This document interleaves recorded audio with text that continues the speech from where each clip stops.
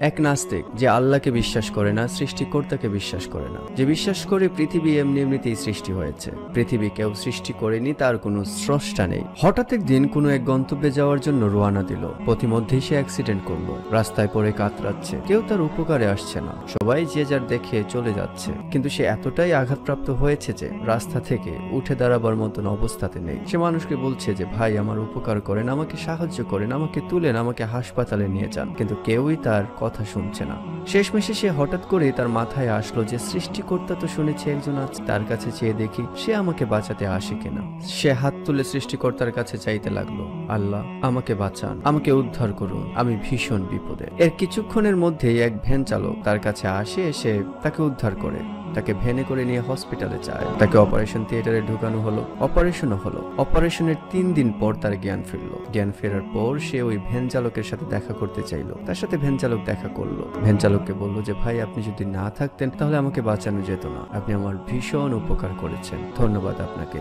Van চালক বলল এখন আমার যাবার সময় হয়েছে, আমি এখানে 3 দিন ছিলাম, আমাকে বাড়ি যেতে হবে। তখন ওই নাস্তিক ব্যক্তিটি বললেন যে যাবার আগে আপনার ঠিকানা, ফোন নাম্বার আমাকে দিয়ে যান, আমি ভালো হয়ে আপনার সাথে দেখা করব। তখন ওই ভ্যান চালক তার মোবাইল নাম্বার এবং ঠিকানা দিয়ে গেলেন। কিছুদিনের মধ্যেই নাস্তিক ব্যক্তিটি সুস্থ হয়ে উঠলেন। সুস্থ হবার পরে তার ওই ব্যক্তিটির কথা মনে পড়ল যে ভ্যান চালক তাকে উদ্ধার করেছিল, তাকে বিপদ থেকে বাঁচিয়েছিল। তিনি তার দেওয়া ওই ফোন নাম্বার মোবাইল ফোনে ডায়াল করলেন। ডায়াল করে দেখলেন যে আসলে এই ফোন নাম্বার এক্সিস্টই করে না। তখন তিনি ভাবলেন যে না, আমি ওই ঠিকানায় চলে যাই। ঠিকানায় গেলেন। অনেক খোঁজাখুঁজির পর মানুষের সহযোগিতায় ওই ভ্যান চালকের বাড়িতে তিনি পৌঁছালেন। পৌঁছে গিয়ে দেখলেন প্রায় 80 বছরের একজন বৃদ্ধ।